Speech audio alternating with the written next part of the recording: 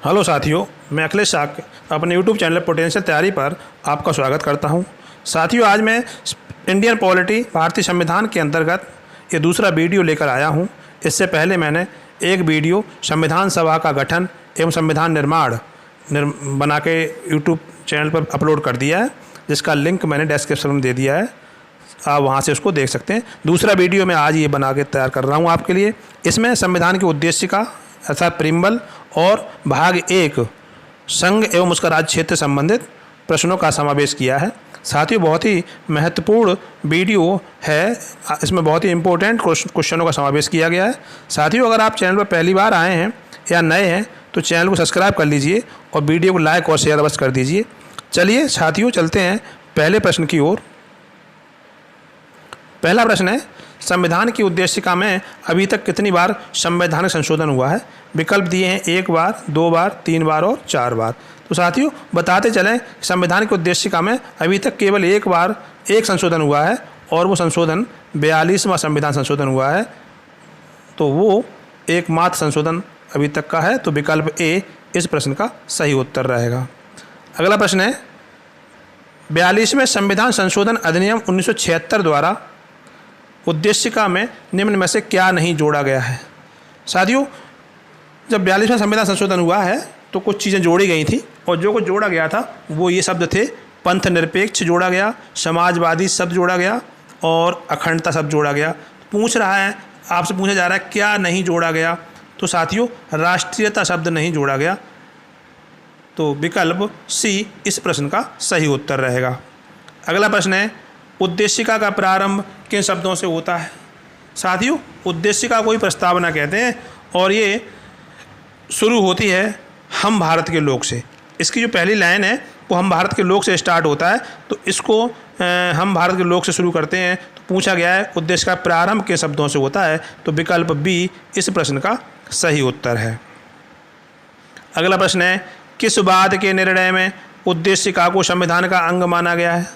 साथियों, प्रारंभ में संविधान को उद्देशिका को संविधान का अंग नहीं माना गया था, लेकिन केशवानंद भारती बनाम केरल राज्य बाद का जो निर्णय आया सुप्रीम कोर्ट से 1973 में, तो इस मुकदमे के बाद, इस केस के बाद उद्देशिका को संविधान का एक अंग मान लिया गया है और इसी निर्णय के पश्चात ही संविधान संशोधन हो सका है। उद्देशिका में जो एकमात्र संशोधन हुआ है तभी हो पाया है। ये 1973 में हुआ है और संविधान संशोधन 1976 में हुआ है। अगला प्रश्न है, किस वाद के निर्णय में सुप्रीम कोर्ट द्वारा मूल ढांचा का सिद्धांत प्रस्तुत किया गया था?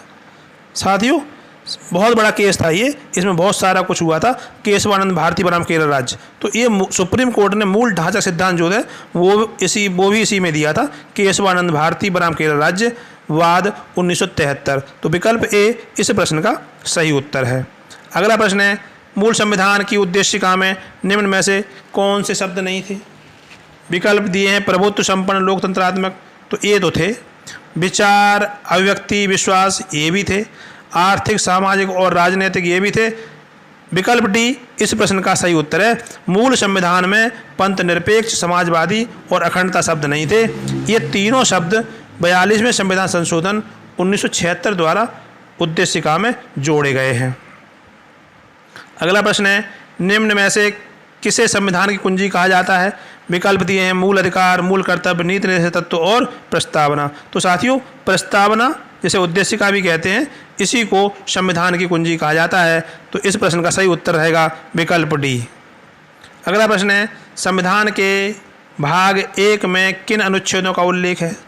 साथियों, बहुत ही इंपॉर्टेंट प्रश्न है। अभी तक जो प्रश्न चल रहे थे संविधान की उद्देशिका के थे और अब आगे वाले आने वाले प्रश्न है वो संविधान के भाग 1 से आएंगे और संविधान के भाग 1 का जो विवरण है वो अनुच्छेद 104 तक में है, 1 से लेकर 4 तक। तो विकल्प ए इस प्रश्न का सही उत्तर रहेगा। साथियों, वीडियो को लाइक और शेयर अवश्य कर दीजिए और साथ में अगर अभी तक आपने चैनल सब्सक्राइब नहीं किया है तो चैनल को सब्सक्राइब भी कर लीजिए। अगला प्रश्न है, भारतीय संघ में नए राज्यों का प्रवेश या स्थापना का अधिकार कैसे प्राप्त है? साथियों, विकल्प दिए हैं राष्ट्रपति, संसद, मंत्रिमंडल और सुप्रीम कोर्ट। तो इस प्रश्न का सही उत्तर रहेगा संसद। संविधान के अनुच्छेद 2 और 3 में नए राज्यों के संबंध में प्रावधान किया गया है। अनुच्छेद 2 ये कहता है अगर कोई नई भूमि, नया राज्य जो भारत का हिस्सा नहीं है उसे भारत में शामिल किया जा रहा है तो अनुच्छेद 2 के तहत संसद को ये पावर है कि विधि बनाकर वो उसका प्रवेश करा सकती है। तो विकल्प बी इस प्रश्न का सही उत्तर है। अगला प्रश्न है, संविधान सभा के अध्यक्ष डॉक्टर राजेंद्र प्रसाद ने 1947 में भाषाई प्रांत आयोग का गठन किसकी अध्यक्षता में किया था? विकल्प दिए हैं फजल अली, हृदयनाथ कुंजरू, सरदार वल्लभ भाई पटेल और एस के धर। तो साथियों, संविधान सभा के अध्यक्ष डॉक्टर राजेंद्र प्रसाद ने इलाहाबाद हाई कोर्ट के न्यायाधीश एस के धर की अध्यक्षता में भाषाई प्रांत आयोग का गठन किया था। तो विकल्प डी इस प्रश्न का सही उत्तर है। अगला प्रश्न है, भाषाई आधार पर गठित होने वाला प्रथम राज्य कौन सा था? साथियों, विकल्प दिए हैं गुजरात, पंजाब, कर्नाटक और आंध्र प्रदेश। तो इस प्रश्न का सही उत्तर है विकल्प डी, आंध्र प्रदेश। आंध्र प्रदेश भाषा के आधार पर गठित होने वाला पहला राज्य था और ये 1 अक्टूबर 1953 को इसका गठन हो गया था। बहुत इंपॉर्टेंट प्रश्न है साथियों, बहुत बार परीक्षा में ये आया है। अगला प्रश्न है, तेलुगु भाषियों के लिए भाषा के आधार पर अलग राज्य की मांग करते हुए आमरण अनशन के कारण किसकी मृत्यु हो गई थी? विकल्प दिए हैं पोटी श्री रामुलु, बाघा जतिन, लाला लाजपत राय और उपरोक्त में से कोई नहीं। तो साथियों, कांग्रेसी नेता थे ये पोटी श्री रामुलु और ये धरने पर बैठ गए थे और ये आमरण अनशन पर बैठ गए थे। ये तेलुगु भाषी लोगों के लिए अलग राज्य की मांग कर रहे थे और लगातार 58 दिन ये आमरण अनशन में बैठे रहे। अंततः इनकी मृत्यु हो गई और इनकी मृत्यु के बाद सरकार ने आनंद फानंद में तेलुगु भाषी लोगों के लिए एक नया स्टेट आंध्र प्रदेश का गठन किया था। अगला प्रश्न है, राज्य पुनर्गठन आयोग का गठन 1953 में किसकी अध्यक्षता में किया गया? विकल्प दिए के एम पणिक्कर, फजल अली, वल्लभ भाई पटेल और पट्टाभी सीतारमैया। साथियों, जब आंध्र प्रदेश राज्य का गठन हो गया था तेलुगु भाषा के आधार पर, तो उसके बाद भारत में अन्य भाषाई लोगों की भी अलग राज्य बनाने की मांग तेज हो गई थी और इसको देखते हुए भारत सरकार ने राज्य पुनर्गठन आयोग का गठन किया था फजल अली की अध्यक्षता में। फजल अली की अध्यक्षता में ये आयोग बनाया गया था और इसमें के एम पणिक्कर और हृदयनाथ कुंजरू 2 अन्य सदस्य थे। तो ये 3 सदस्यीय आयोग था जिसमें फजल अली अध्यक्ष और 2 अन्य सदस्य के एम पणिक्कर और हृदयनाथ कुंजरू थे। अगला प्रश्न है, फजल अली आयोग ने भारतीय संघ को कितने राज्यों व संघ राज्य क्षेत्रों में विभाजित करने का सुझाव दिया था? तो साथियों, फजल अली आयोग ने भारत में कई राज्य और संघ राज्य क्षेत्र बनाने का सुझाव दिया था और वो था विकल्प सी। फजल अली ने भारत में 16 राज्य और 3 संघ राज्य क्षेत्र बनाने का सुझाव दिया था। भारत सरकार ने इनके सुझावों को कुछ संशोधन, कुछ सुधार के साथ मानते हुए भारत में 14 राज्य और 6 संघ राज्य क्षेत्रों की स्थापना की थी। अगला प्रश्न है, 36वां संविधान संशोधन अधिनियम 1975 द्वारा सिक्किम को भारतीय संघ का किस क्रम का पूर्ण राज्य बनाया गया? साथियों, सिक्किम जो था वो पहले एक शाही राज्य था। इसे 1975 में 36वां संविधान संशोधन द्वारा भारतीय संघ का 22वां राज्य बनाया गया। 22वां राज्य था और सिक्किम के संबंध में 2 संविधान संशोधन हुए हैं। पहले 35वां हुआ है। 35वां संविधान संशोधन द्वारा इसे भारत का सहयुक्त या सहबद्ध राज्य बनाया गया और 36वां संविधान संशोधन द्वारा इसे भारतीय संघ का पूर्ण राज्य बना दिया गया और ये 22वें क्रम का राज्य था। अगला प्रश्न है, भारतीय संघ के नवीनतम राज्य तेलंगाना का गठन किस राज्य को विभाजित करके किया गया? विकल्प दिए हैं तमिलनाडु, केरल, कर्नाटक और आंध्र प्रदेश। तो साथियों, जो तेलंगाना राज्य है, जो भारत का नवीनतम राज्य है, ये आंध्र प्रदेश से विभाजित होकर आया है। आंध्र प्रदेश को विभाजित करके 2014 में ये एक नया राज्य बनाया गया था और तेलंगाना जो राज्य है वो 2 जून 2014 को अस्तित्व में आया। अगला प्रश्न है, वर्तमान में भारत में कुल कितने राज्य व केंद्र शासित प्रदेश हैं? तो साथियों वर्तमान में भारत में 28 राज्य और 8 केंद्र शासित प्रदेश हैं। तो इस प्रश्न का सही उत्तर रहेगा विकल्प सी, 28 राज्य व 8 केंद्र शासित प्रदेश। अगला प्रश्न है, उत्तर प्रदेश से विभाजित होकर उत्तराखंड राज्य कब अस्तित्व में आया? साथियों वर्ष 2000 में भारतीय संघ में 3 नए राज्य बनाए गए थे। छत्तीसगढ़ बनाया गया था, उत्तराखंड बनाया गया था और झारखंड बनाया गया था। तो उत्तराखंड 27वां राज्य था भारतीय संघ का, जो 9 नवंबर 2000 को उत्तर प्रदेश से विभाजित होकर अस्तित्व में आया। तो विकल्प बी इस प्रश्न का सही उत्तर है। 1 नवंबर को छत्तीसगढ़ राज्य बनाया गया था, जो मध्य प्रदेश से विभाजित होकर आया था, और 15 नवंबर को झारखंड राज्य बनाया गया था, जो भारत का 28वां राज्य था और यह बिहार से विभाजित होकर अस्तित्व में आया था। अगला प्रश्न है, केंद्र शासित प्रदेश दादरा एवं नगर हवेली का विलय किसमें कर दिया गया?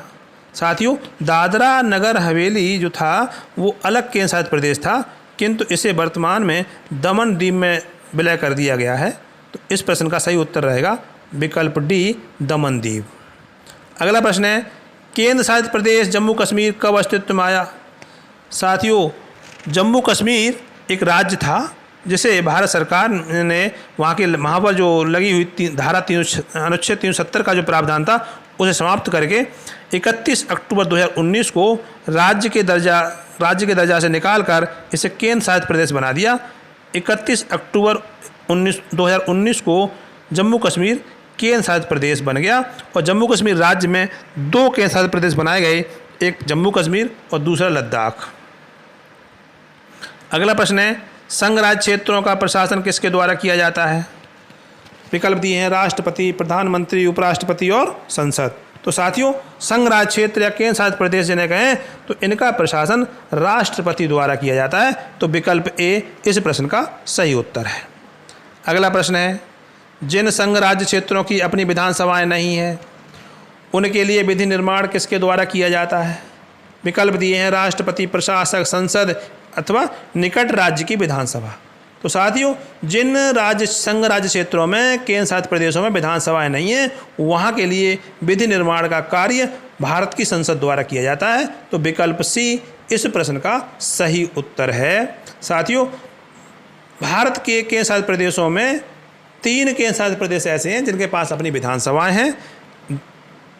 दिल्ली, राष्ट्रीय राजधानी क्षेत्र दिल्ली के पास अपनी विधानसभा है, पुदुचेरी के पास विधानसभा है और जम्मू कश्मीर केंद्र शासित प्रदेश के पास अपनी विधानसभा है। और बाकी के जो 5 केंद्र शासित प्रदेश हैं उनके लिए विधि निर्माण का कार्य भारत की संसद करती है। अगला प्रश्न है, भारतीय संविधान कैसा है? विकल्प दिए हैं कठोर, लचीला, नहीं कठोर और नहीं लचीला और अंशतः कठोर एवं अंशतः लचीला। साथियों प्रकृति के आधार पर संविधान 2 प्रकार के होते हैं, कठोर एवं लचीला। तो साथियों भारत का संविधान है वो अंशतः कठोर एवं अंशतः लचीला, अर्थात लचीला और कठोर दोनों ही हैं। तो विकल्प डी इस प्रश्न का सही उत्तर है। अगला प्रश्न है, संविधान में हमारे राष्ट्र का उल्लेख किस नामों से किया गया है? तो हमारे संविधान में भारत को किस नाम से पुकारा गया है, यानी हमारे देश को किस नाम से पुकारा गया है? तो साथियों विकल्प दिए हैं केवल भारत, भारत तथा इंडिया, हिंदुस्तान तथा इंडिया और भारत, हिंदुस्तान तथा इंडिया। तो साथियों हमारे संविधान में हमारे देश यानी राष्ट्र को भारत तथा इंडिया इन नामों से पुकारा गया है। तो विकल्प बी इस प्रश्न का सही उत्तर है। अगला प्रश्न है, संविधान के प्रथम अनुच्छेद के अनुसार भारत है। संविधान का जो प्रथम अनुच्छेद है उसमें भारत को क्या कहा गया है? विकल्प दिए हैं राज्यों का समूह है, राज्यों का फेडरेशन है, राज्यों का कन्फेडरेशन है, राज्यों का यूनियन है। साथियों अनुच्छेद 1 में कहा गया है भारत अर्थात इंडिया राज्यों का संघ होगा, राज्यों का संघ होगा। तो विकल्प डी इस प्रश्न का सही उत्तर है, राज्यों का यूनियन। अगला प्रश्न है, भारतीय संघ के अंतर्गत नए राज्यों के निर्माण, सीमाओं में परिवर्तन या नाम में परिवर्तन की शक्ति किसे प्राप्त है? साथियों जो हमारे भारतीय संघ में जो राज्य पहले से मौजूद हैं उन राज्यों की सीमाओं में परिवर्तन करना या उन्हीं को काट पीट के नए राज्यों का निर्माण करना या उनके नाम में परिवर्तन करना, ये सब कार्य संसद को दिया गया है। अनुच्छेद 3 के तहत संसद विधि बनाकर ये सब काम कर सकती है। तो विकल्प बी इस प्रश्न का सही उत्तर है। अगला प्रश्न है, भारत में राजनीतिक सत्ता का प्रमुख स्रोत कौन है? विकल्प दिए जनता, संविधान, संसद और राष्ट्रपति। तो साथियों, भारत में राजनीतिक सत्ता का प्रमुख स्रोत है जनता, भारत की जनता।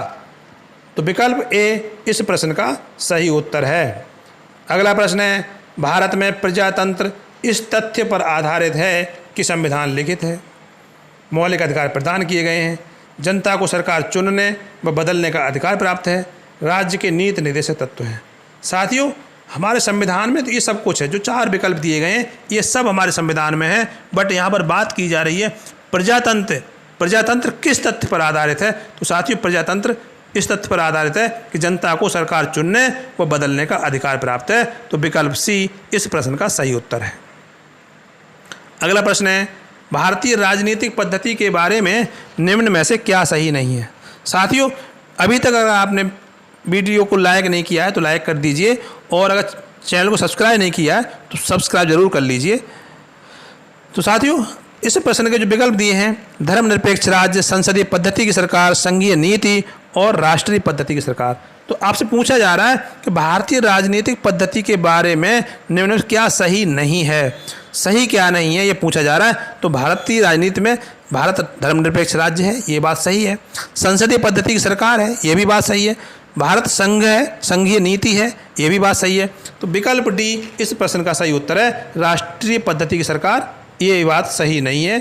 तो विकल्प डी इसका सही आंसर होगा। अगला प्रश्न है और अंतिम प्रश्न है, निम्नलिखित में से कौन सा राज्य सबसे महत्वपूर्ण है?